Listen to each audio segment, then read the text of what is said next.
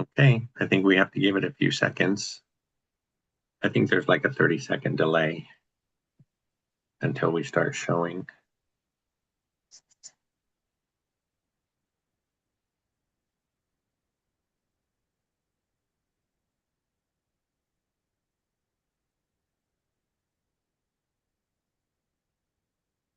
But at least we were able to figure it out. Good thing we started an hour early. Can you hear me okay? Yep, sound good.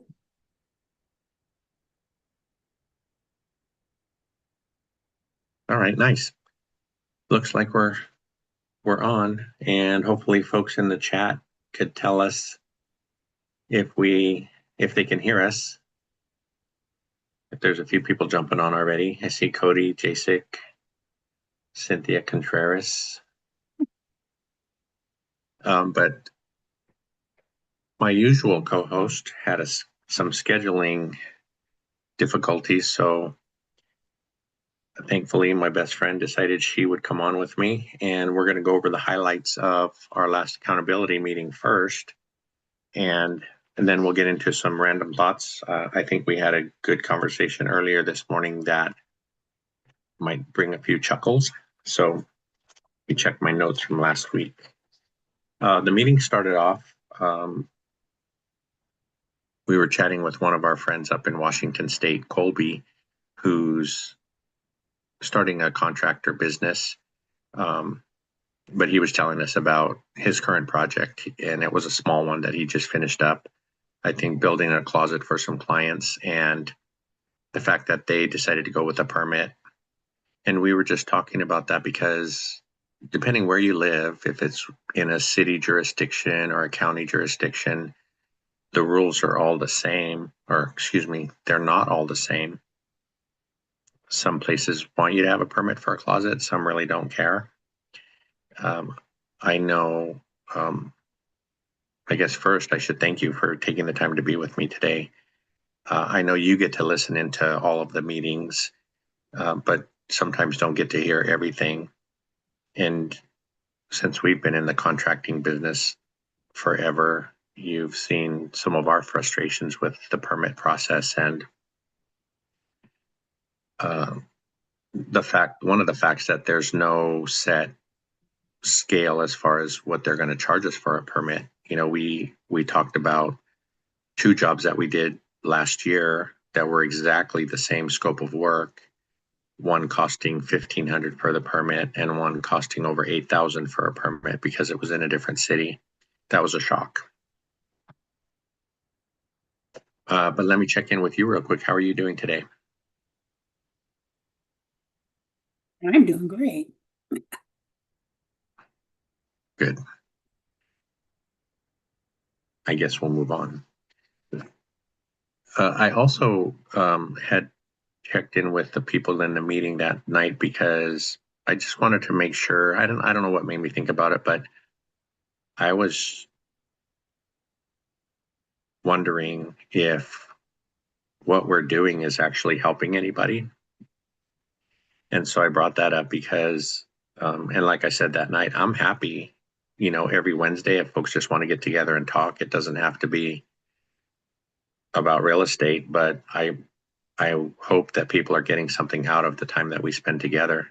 So, um, and if it's helping them through situations that they're having challenges in, and I think for the most part, people were saying that they do get support through the meeting. They have gotten suggestions on things that are going on with their portfolios, and some people haven't bought anything yet. One of our friends, Kevin, he's in San Francisco, California, but he just purchased a property in San Diego a few months ago, and he's already through his. He did a renovation. It was a gut rehab, and he's already getting ready to put it up on the market. And which I thought was amazing because he acted as his own general contractor, hiring subs and just learning all about pricing and scheduling and things like that.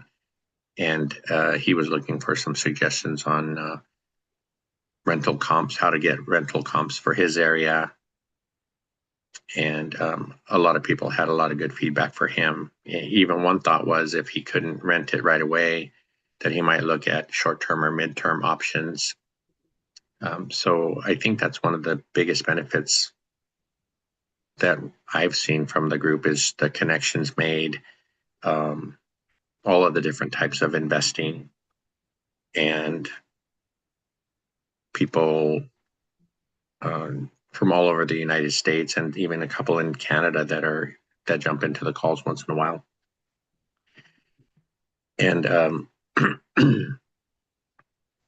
so I think he got a lot of good help there. And we'll see. I think he said it was going to be ready to go in about a week or so, and they were getting ready to take photos and list it. So maybe next Wednesday he'll have an update for us. As the general contractor, was he down there? Did he take trips? Did he do it all from San Francisco? Yeah, I think the majority of it he did from San Francisco, but he did. I think he took a few trips, 4 or 5 trips down there just to check on things once in a while. Um, and it sounded like he hired some good people. I don't think he ever really mentioned um, any problems with any of the people that he had hired. We had a couple of new people join us.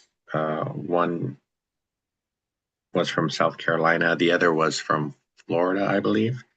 And the one in Florida has been flipping houses down there for a couple of years now, at least, and has been successful at it. She was telling us a little bit about her life, and it sounded really busy because she's a law student. She's going through law school. I believe she has a family, um, and been flipping. But I think she was trying to transition and start holding some of the properties instead of selling everything to create some wealth in the near future. One of the things that popped into my head about that is, Dion always talks about knowing when it's a good time to buy.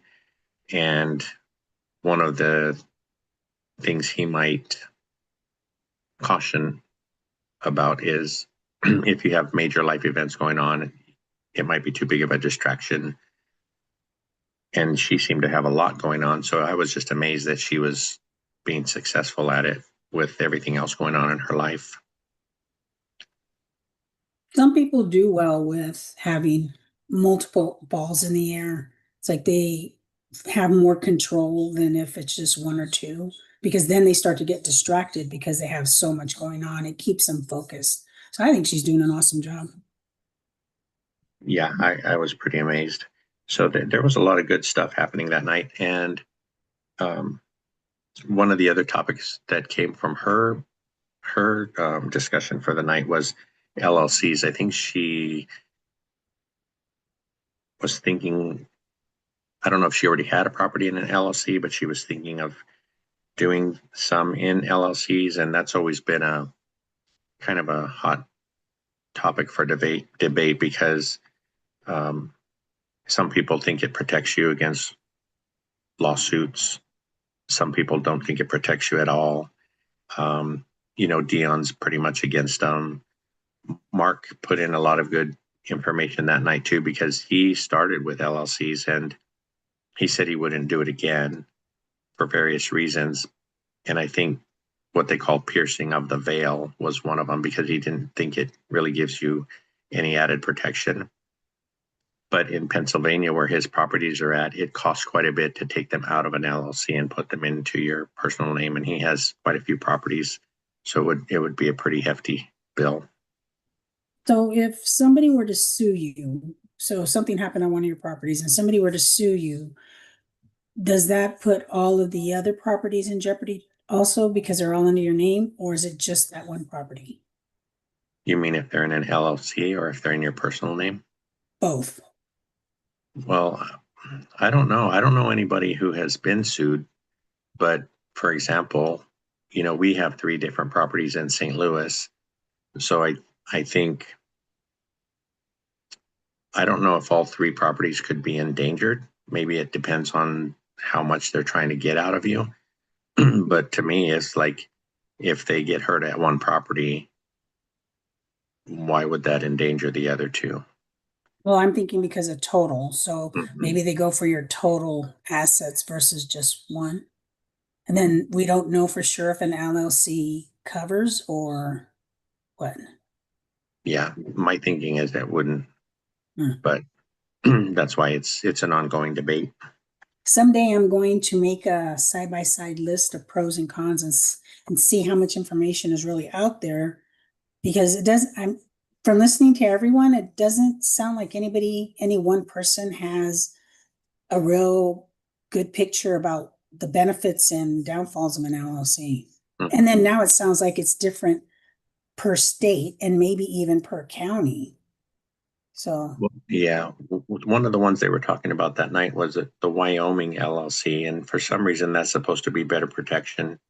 Um, there's like there was three states that were better than having LLCs in any other state, and I don't know if like we have property in Missouri, can you put it in an LLC from a different state? yeah, that was my And I next think, question. Yeah. yeah, I think you can, Huh. but you're right. We should probably do a little bit more digging on that one and then share the information that we find.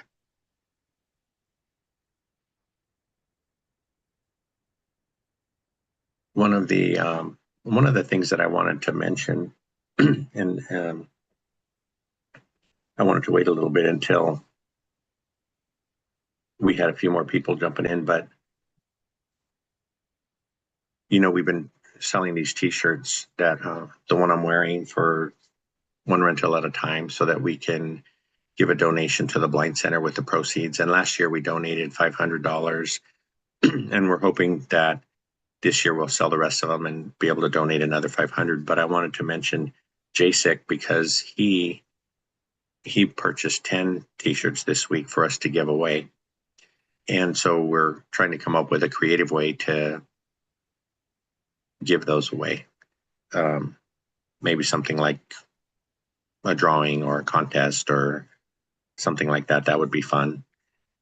So as soon as we think about that and come up with a plan, we'll share that with everybody so they'll get a chance to have a shirt if they want. Or there has even been mention of nominating someone for a shirt. So entering the contest to give the shirt to someone maybe who's inspired you and helped you on your journey. That would be kind of cool to have them feel like part of the tribe as well.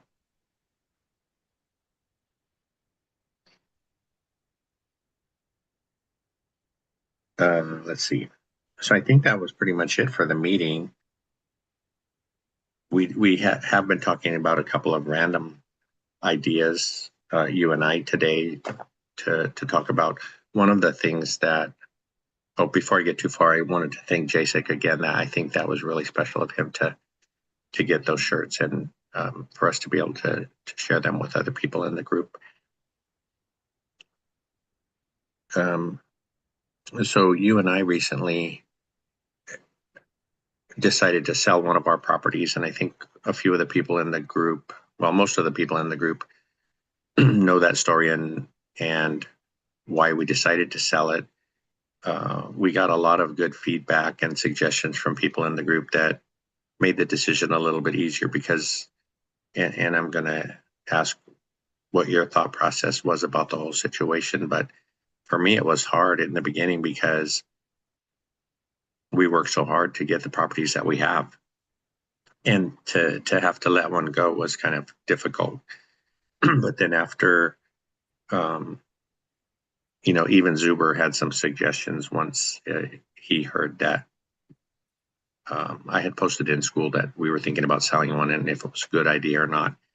And he was saying that it's kind of part of the process. Sometimes you have to weed out the weaklings or sell the alligators to move on and be in a better place.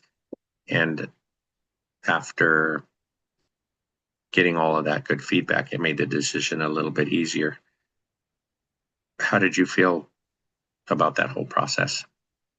Well, uh, I don't, I think the hard part was that it wasn't an alligator to start with. It was a situational kind of thing. When we bought it, things were good. We didn't have any problems until she pulled the gun on whoever she did. So that was the hard part. And because we couldn't guarantee that it wasn't going to keep happening, we had to figure out how are we going to cut our losses. So I guess once I looked at it practically, it wasn't a big deal. I also had to look at what were the benefits by selling it. I knew we weren't going to get all our money back, but what could we do with the money that we were going to get? How was it going to benefit us? Would it have been smarter to hold it? And I still kept going back to not holding it just because the break-ins were so close to each other that to me it was a plan. It appeared to be a planned break-in, not a random, because most people when they break into a house, whether it's occupied or not, they're not going to come back consecutively. And this happened so close together, it made me feel that it was a planned one. So therefore, there was no way we eat with cameras, with an alarm system. It doesn't matter because it took the police, 40 minutes to get there the last time they were called. So it wasn't going to make a difference. And to me, it was just throwing money away. And if the lady who had looked at it first and wasn't scared at the beginning, if she would have taken it, then I would have probably suggested we put in an alarm for her and what have you and give her the first 2 months or something as a concession. Um, but I can see her idea, her whole thoughts about she had two younger kids and their safety. So I understand that. So yeah, I think in the end it was a good choice. Yeah, and I I I know uh, and I'm throwing myself out there. I know there's really only one property that I would have a real hard time giving up, and that's the triplex. All the others, I don't know why I don't really have an attachment to them, but to that triplex, for some reason, I have some kind of an attachment, and that's one that would be really hard for me to give up. yeah, I I know we put a lot of money into that one too, but um, I think I've mentioned the property that we're selling wasn't like a big amount. We bought it for 60,000 where and we ended up selling it for 40, but the that money is going to go back to paying down the credit cards and stuff that accumulated over the last year. So that's going to be a big relief as well. Mhm. And so I feel better about it. It was kind of like back when we ended up having to go through bankruptcy, right? I was really having a hard time with that because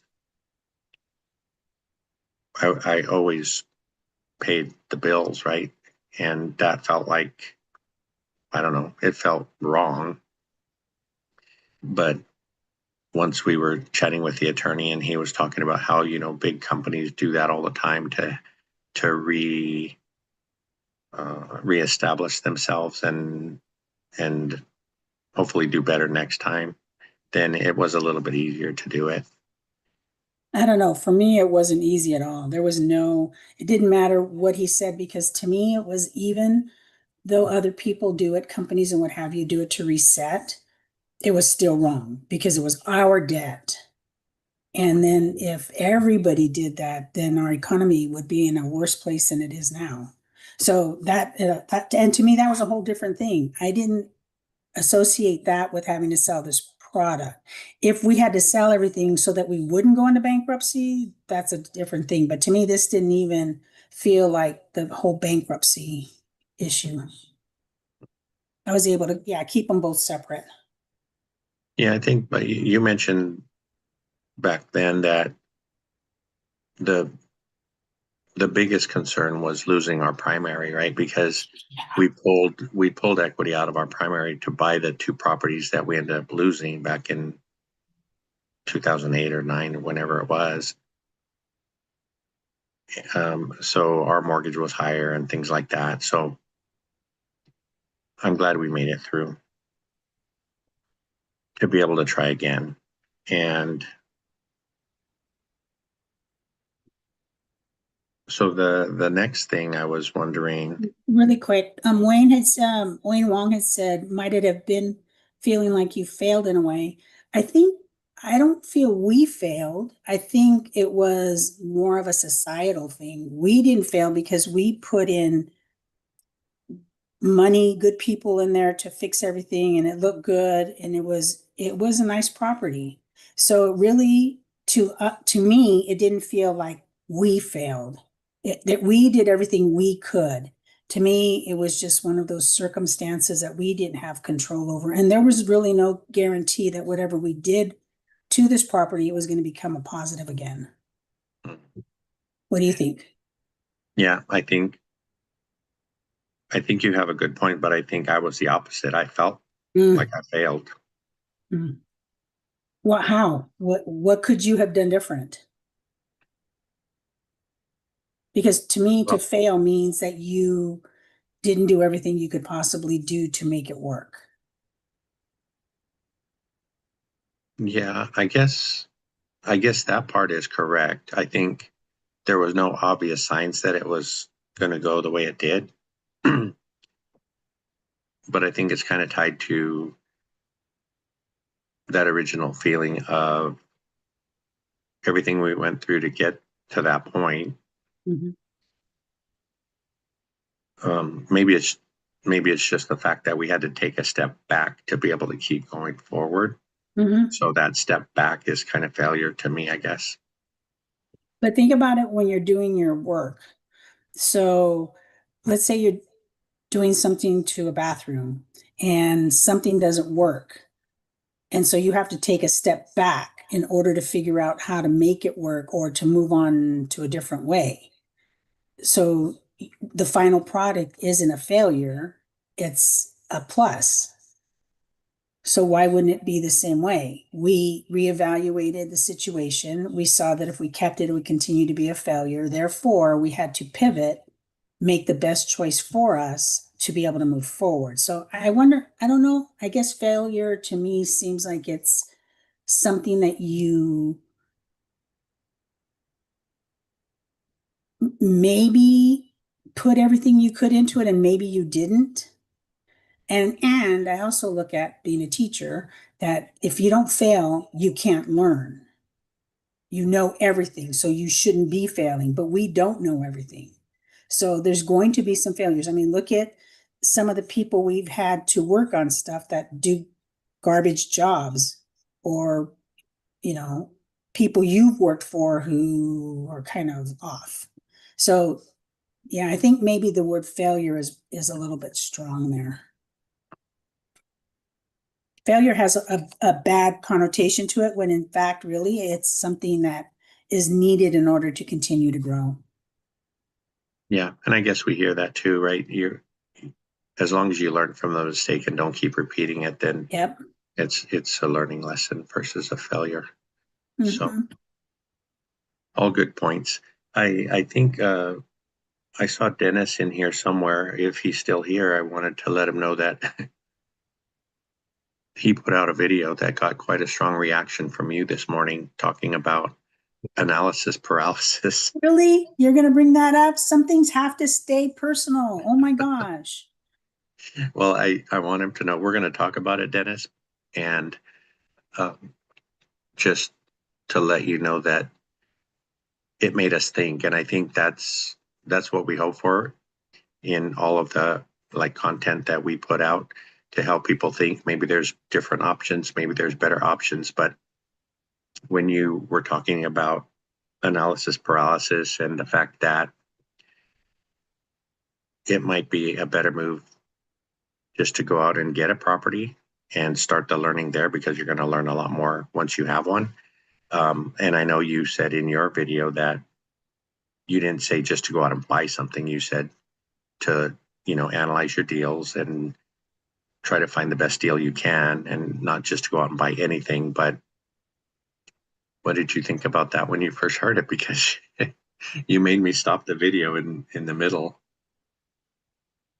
We will talk at the end of this in private. Okay, so first, Dennis, no, I'm a teacher, so I look at things a little bit differently. So, like I was saying earlier, that sometimes you need to fail in order to grow. Okay, so we have a friend who was stuck in analysis paralysis. And I used to get frustrated with people because they used to say to him, just make a move. You know, he had all this data and he had everything and he just couldn't do it. So he made a move and he bought a property, and then he was ready to buy another one, which to me is the opposite of being ready.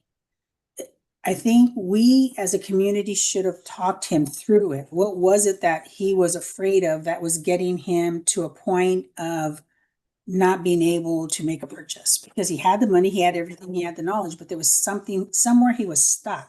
So unless he figures out why or what it was that's making him stuck, every time he makes a purchase, he's going to stop and think. I'm hoping he stops to think, okay, have I covered everything, knowing that you're not going to cover everything? And is this the best thing to do? Or is he gonna think, go back to, well, because in my head, all this person heard was just take the jump, and I don't want anybody to go that route. Just take the jump. Everybody was telling me before, take the jump. Okay, I'm gonna take the jump, because that's when we get big failures. So if Frank shows up on Wednesday with a few black and blue marks, we had a good discussion. I think about it a little bit differently because if someone is, say, they're in analysis paralysis, I wonder, is it easier for us, other people in the community, to say, once you buy something, you'll really start the education process because most of us have already done it and we've survived. But the person that hasn't done it yet, I think it might go a little bit deeper and trying to look at what their fears actually are. And you hear people say all the time, what's the worst that can happen, right?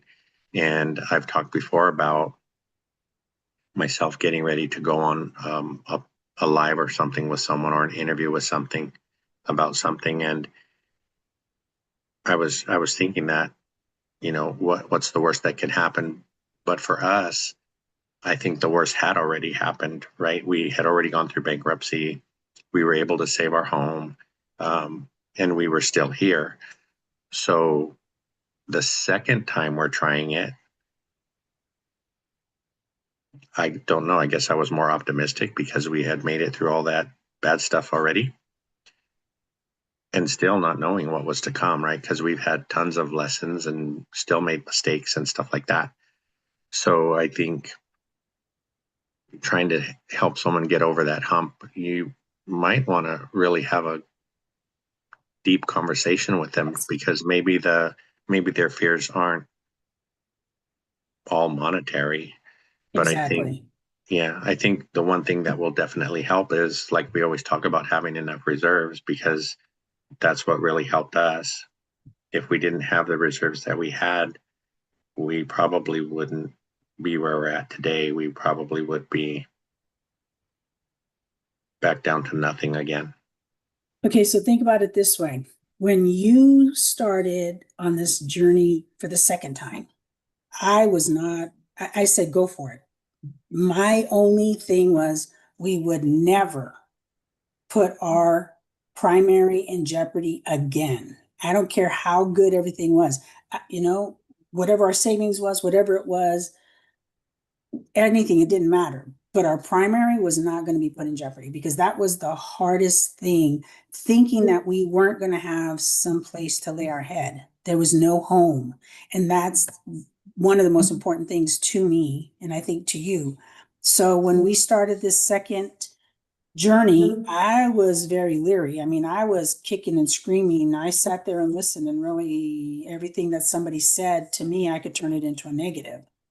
So when I think of somebody who's in analysis paralysis, I think there's something more there. And sometimes we have to take a step and look at the personal side versus just the business side. Because this friend, what if they were homeless at some point, or what if they were almost homeless at some point? Once they figure out that that's what's holding them back, then they're going to make, to me, more cautious decisions, which for them might be better. Might help them sleep at night. If I look at the other properties that we've purchased, um, I'm okay with them. I think there's one or two I should have spoken up a little louder on, but if I don't, then that's on me and we move forward and we move forward as a team. Um, but I think sometimes we just need to look at that personal side a little bit. Sometimes I think we get too stuck in that just business go, go, go. We got to remember that everybody here is a person that has a life outside of real estate. I know that's not probably something anybody wants to hear, but we do have a life outside of real estate. And sometimes the pivot is bigger than anyone understands. So I think just looking at both sides is good. And as a matter of fact, this friend of ours, I believe I haven't heard him lately, but I believe he's doing well. So I'm happy for him. Yeah, I think one thing that's been nice is that I think most people in the group are okay with sharing when they're having challenges. I've said before that it's nice to hear people's wins, but I think we all learn more from the losses, or the lessons, I should say. Um, and a few of our friends have started channels. I really am appreciating, um, well, Lindsay's channel, Jack, um, Jean. Uh, I try to watch, whenever she puts something new out. She's probably, I don't know, 10 or so videos in, but she's putting out some good information. And I think it's being stuff that can help people that are just getting started. She started in her 40s. I think she mentioned when she turned 40, she started thinking about real estate. And uh, she lost her job a couple of times, and that's what kind of really started the ball rolling. At first, she was wanting to go the corporate route and trying to be the best that she could be in that field. And then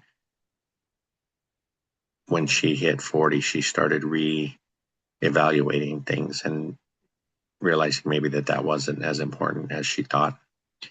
But if you guys want to check her out, we'll try to put the name of her show in the notes, in the show notes. Um, it's I believe it's Midlife Money and Miles, because she does have some content about credit card points and miles, airline miles, and things like that, and that kind of hacking. So there's some other good information for folks there. Um,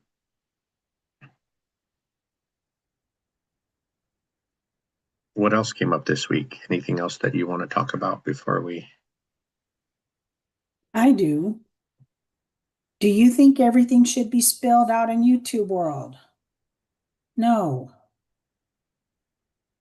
Don't even think about it. Well, I have to think about that because uh, we talk about we talk about sharing this stuff to help people, and I don't think I've ever said anything that was too personal. Um,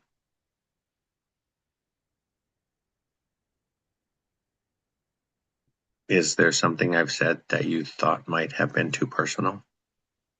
Our conversations are our conversations, not our conversations in the whole real estate world. Well, don't you think that some good points were brought up, though? I mean, especially with Dennis's thing, because um, I think I don't think we have to be afraid like his feelings are going to get hurt because we talked about his video. I think he'll be happy that we discussed it, because he made he made us think maybe what the way we think about it might give him some different thoughts, and encourage him to keep putting information out there, because people do see it. We did see it. We appreciated it. And I think that sometimes it feels kind of weird because we're just doing all these videos, and you're getting 50 views or whatever it might be, maybe even less, and you just wonder if it's doing any good. But I would say yes, Dennis, your stuff is doing somebody some good. Yeah, were there any other questions? I haven't been able to. I don't know. People are pretty quiet. Even Mark. I even called him my best friend and he didn't even comment. I don't see Mark here yet. Yeah, he's here. He says aloha from Hawaii. And I said, Oh, buddy, and nothing. So he's probably busy doing something else. yeah, he's probably. Mikey's here too. And I didn't know our Escape the Rat Race journey is John. So if we get to go to Vegas this next year, I want you to know, don't feel offended if I have to turn away, hear your voice, and then turn around and see who you are, because I only know everybody through their voices, other than the other people we know. So John, just know that you might be one of them. And Wayne will be the other one. And oh, there's quite a few people. Thank you all for being so kind on not putting a lot of things. I'm trying to multitask. Mikey, your job is hard. You need to get back in here and do this. Trying to figure out if anybody's asking questions. And I'm sorry if I missed anybody who came in to say hello. Mikey was always so good at that. That's about Yeah, it. I don't see any other questions. Me either. So what do you think your next move is? And I don't mean physically move. I mean investor wise. Let's see if we are on the same page. Well, I think it's a little too early to tell. My hope would be that we can get back in shape to buy another property or two. Um, I think I've said before in the meetings and in a few other places that we will probably look at different areas. And by that, I mean maybe a better class of neighborhood. I think right now, I wouldn't say all of our properties are in C minus. I think Milwaukee is probably a C plus. St. Joseph is probably a strong C. The ones in St. Louis, I would say a lower class of C. I don't think we have any Ds. I think you probably could have classified the one that we're selling as a D now that we know what we know, but when we But not bought it, really. we didn't Yeah, think it because was. because if you looked at the neighborhood and everything, it was fine. Everything we looked at said it was a decent area. I think it was just the person. I think it was just a situation, not necessarily a person. It was just a situation. So I think it was a strong C, if not even a C plus, because it was doing okay. Yeah, and that was a Section 8 tenant. We have two Section 8 tenants, and I mentioned to you the other day that the Section 8 portion of the rent hadn't come in on time, and we think that might be part of the government shutdown. So we did get the one for Milwaukee came in, and we got a partial payment for the one in St. Louis that is Section 8. So hopefully those will keep coming in because, when I saw that they weren't there on time, and they usually are right on the first,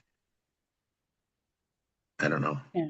My mind went to that dark place already. Like, what's next? Don't go to that dark place. Dennis said that he says, I think buying completes that initial education process. You still learn afterward, but I felt like my first rental, I was stuck and decided to go safe route with a turnkey. And so did we. And that's okay. You need to go with what you feel comfortable with, what feels good to you, not because somebody said this is no longer good or whatever. So I think Dennis, good job on that. So Dennis, do you think, if you don't mind putting in chat, do you think you're going to do another turnkey or are you going to go with something else? I think Dennis just closed on a burr in a different area. Wow. Yeah, and he also mentioned somewhere on social media that he had some challenges, I think, with the turnkey that he bought. Yeah. So yeah, he I he think we were really blessed that we had Allie because she really had our best interest at heart, and that really made a difference. And plus the relationship you guys had before all this anyway made a big difference. Not that she's not good for everybody, but it just made it a little more personal. yeah, I think even though, so we bought what, three turnkeys? We bought Uh-huh. the Gun Lady house. We bought Stop calling it the gun lady house. uh, the duplex in Milwaukee was kind of a turnkey deal. The one in Okay. Gary was a turnkey. Yeah. The one in Gary, we're having a little bit of trouble placing a tenant, but I think in general it was a decent purchase. It wasn't the best return out of our in our portfolio, but I think in the long run it will be, it will prove itself. Okay, but let's take a step back. So Gary, when we talked about Gary, one of the things that I want to do in the future once we're set, and when I say we're set, it's you don't have to worry about bills or whatever. Your daily living. I don't need thousands of extra dollars in a month. So we've always talked about helping others, right? And so when we talked about Gary, we talked about the fact that yes, it's supposed to be an up and coming area, but it's a slow up and coming because there's no real um, big businesses there.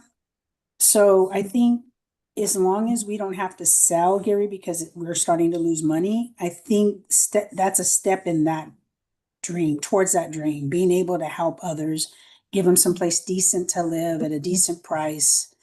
We're not looking to go poor over it, but I think sometimes we have to step out and look at mankind and others than just look at everything I have. So I know that there was one point we saw three houses on this right next to each other on the same block, and I already had dreams of we rent or we buy a trailer or an RV, we go down there and we rehab all three. Um, that's just kind of like a dream. But we are getting older, so we might have to hire people to do that. So I think Gary is one of those trying to help the community become alive again. And that's what Millennial Mike is doing.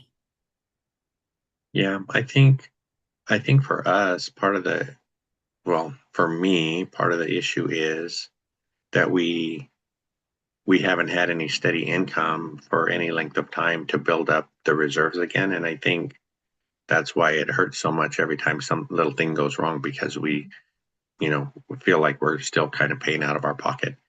Um, and I know, so we bought one in 2020. That was a triplex. We got one in the duplex in 21.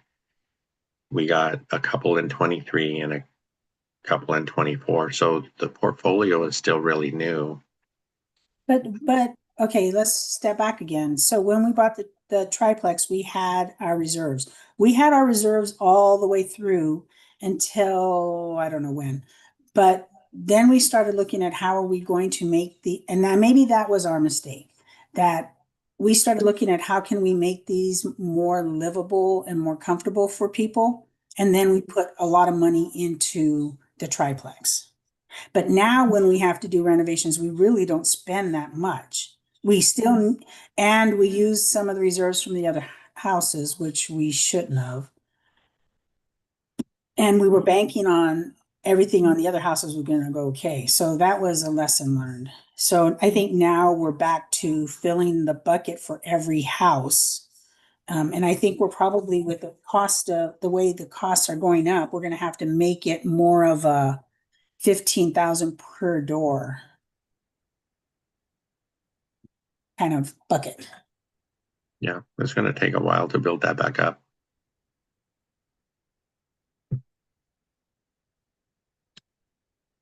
So I think as long as we can keep them full now that they've all been pretty much fixed up, there are still a couple things that you might consider large expenses. Hopefully, the furnaces. Um, there are still a couple of older furnaces that hopefully will hold out for a while until we can build up reserves again, and then, um, keep the tenants for a couple or a few years. I hope at least, and then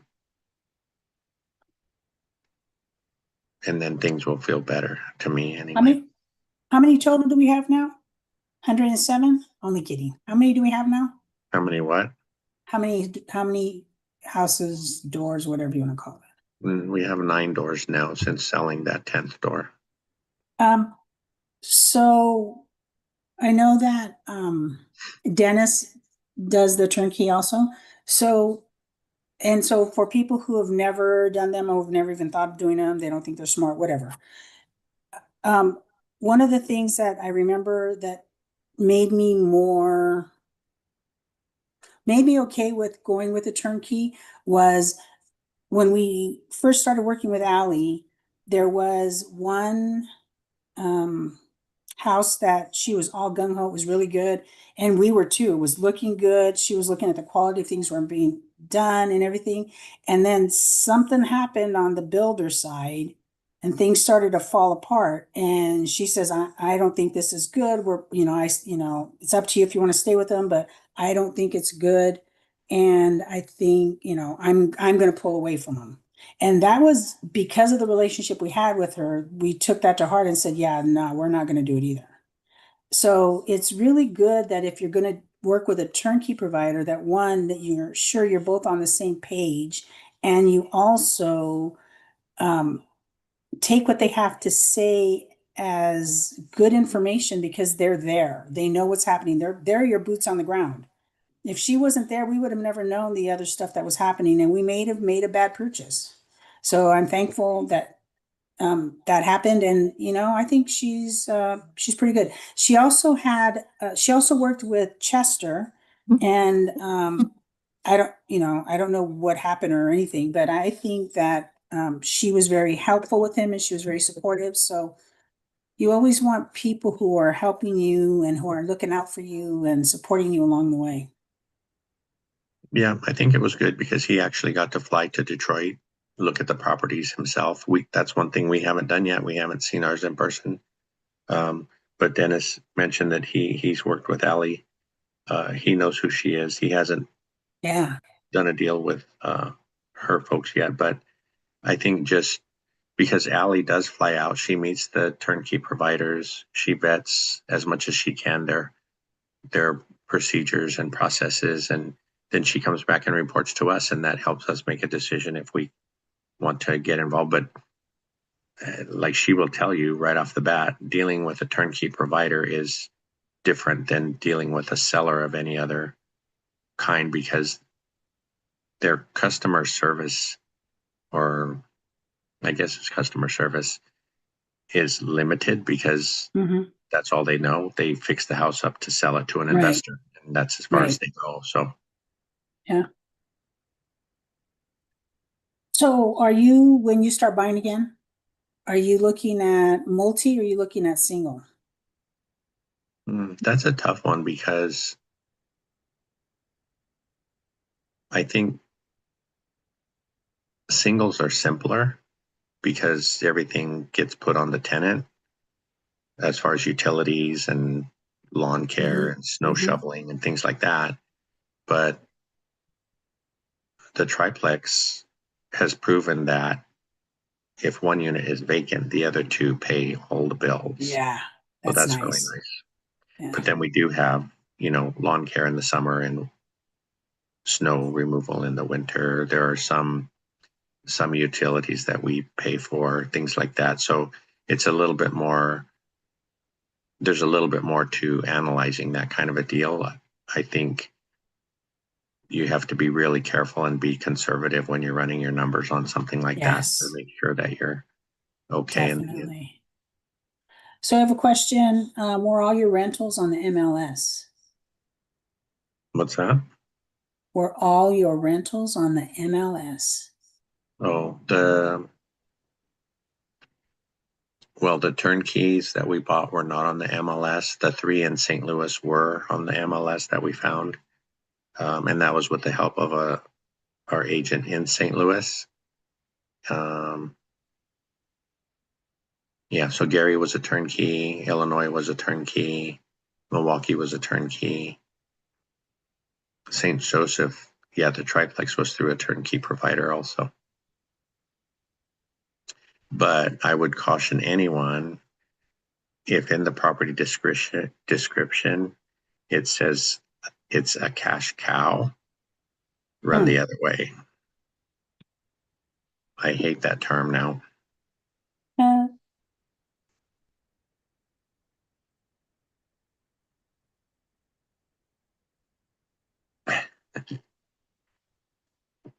I don't think she's going to critique your sentences, Dennis. yeah, you don't need to worry. You should see what I see. Looks pretty good compared to that.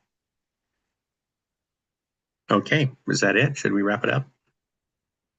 Yes, looks like it. I want to thank everybody for being kind and gracious while I was on, and I'm hoping Mikey will be back with us. I'm usually in another room listening and adding my 2 cents at the end, so this was a little new and a little different. I think I threw Mark off because I didn't even get a response to Buddy, so.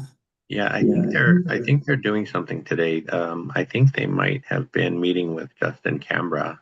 Justin Oh, Canberra was going to Hawaii, I think, so that's exciting. wow. But Yeah. yeah, but yeah, and too, we were talking too because Mikey's life is going to get even busier. His wife is coming Yes. to be with him, Exciting. Yes, yes, yes. so he's going to have less free time. So we'll see what happens. But thank you again for jumping in here with me today. I appreciate it, and thank you everybody that's watching. We appreciate you always. And we'll look forward to the next Wednesday call, just a few days away. And we'll do this again. Well, I will be here again next Saturday at 1 p.m. Pacific. We'll see who's with me then. Thank you.